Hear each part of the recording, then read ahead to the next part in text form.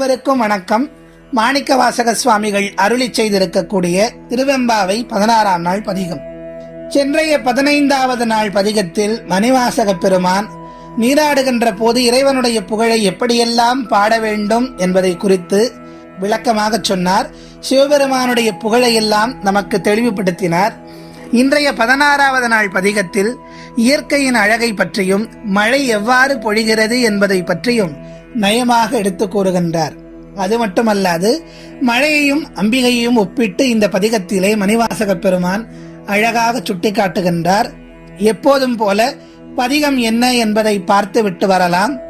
முன்னிக்கடலை சுருக்கி எழுந்துடையாள், என்ன திகழ்ந்து எம்மை ஆளுடையாள், மின்னி பொழிந்து எம்பிராட்டி திருவடி மேல், பொன்னம் சிலம்பின் சிலம்பி திருப்புருவம், என்ன சிலை குலவி நந்தம்மை ஆளுடையாள், தன்னில் பிரிவிலா எம்கோமான் அன்பர்க்கு, முன்னியவள் நமக்கு முன் சுரக்கும் இன்னருளே, என்ன பொழியாய் மழையேலோர் எம்பாவாய் என்பது மணிவாசக பெருமான் சிறப்பாக நமக்கு அருளி செய்திருக்கக்கூடிய திருவெம்பாவை 16ஆம் நாள் பதிகம்.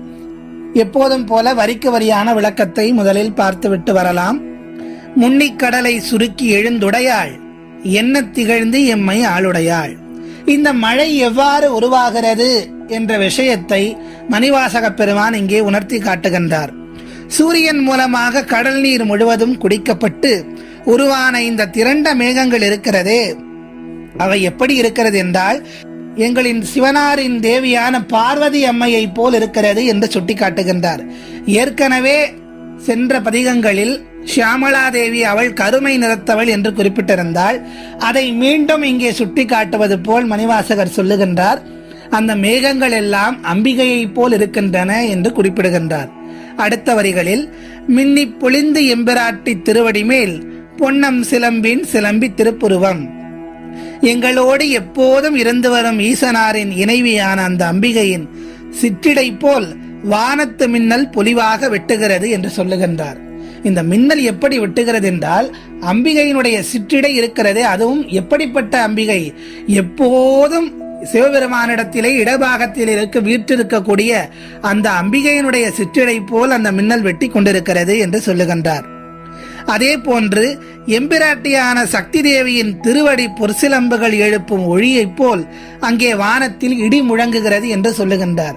அம்பிகையினுடைய திருப்பாதங்களிலே இருக்கக்கூடிய சிலம்பினுடைய ஓசை போல் இடி ஒலிக்கிறது, கர்ஜிக்கிறது என்பதை மணிவாசக பெருமான் இங்கே சுட்டி காட்டுகின்றார்.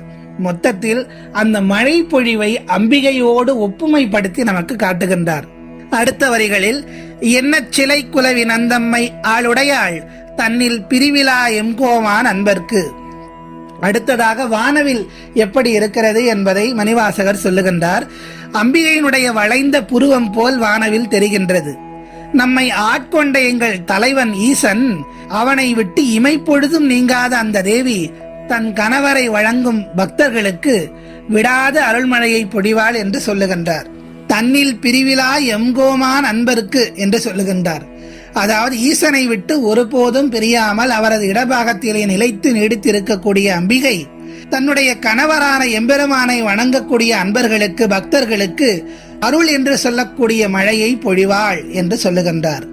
அடுத்த வரிகளில் முன்னியவள் நமக்கு முன் சுரக்கும் இன் அருளே, என்ன பொழியாய் மழையேலோர் எம்பாவாய்.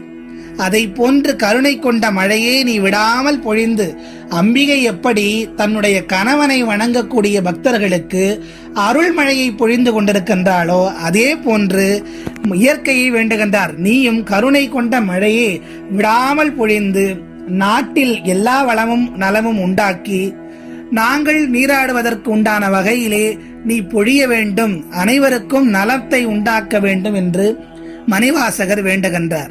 இந்த பாடலுடைய உட்கருத்தாக தாத்பரியமாக மணிவாசக பெருமான் சொல்ல வருவது என்னவென்றால், சிவனை பாடும் போதும் அவரின் உடலில் பாதியாக விளங்கும் அம்பிகையை மட்டும் பாடாமல் ஒதுக்குவது சரியாக இருக்க முடியாது. எனவே இந்த பாடலில் அம்பிகையின் கருணை எப்படிப்பட்டது என்பதை மாணிக்கவாசகர் விளக்கி காட்டுகின்றார்.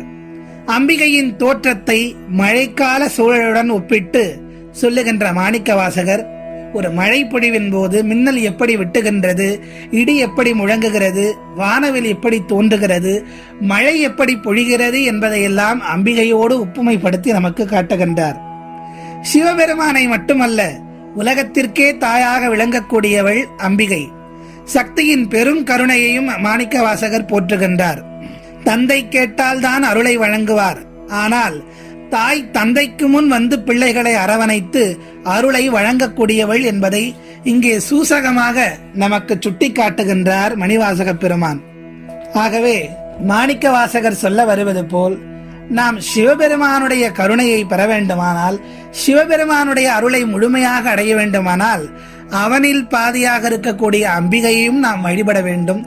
அவளுடைய பெருமையும் புகழையும் நினைந்து இந்த நல்லதொரு மார்கழி காலை வேளையிலே இருவரையும் வேண்டி வணங்கி நாம் அவர்களுடைய தாளை பணிந்து முக்தி நலப்பேற்றை நாம் அடைய வேண்டும் என்று சொல்லி, மீண்டும் அடுத்த பதிகத்தில் உங்கள் அனைவரையும் சந்திக்கிறேன்.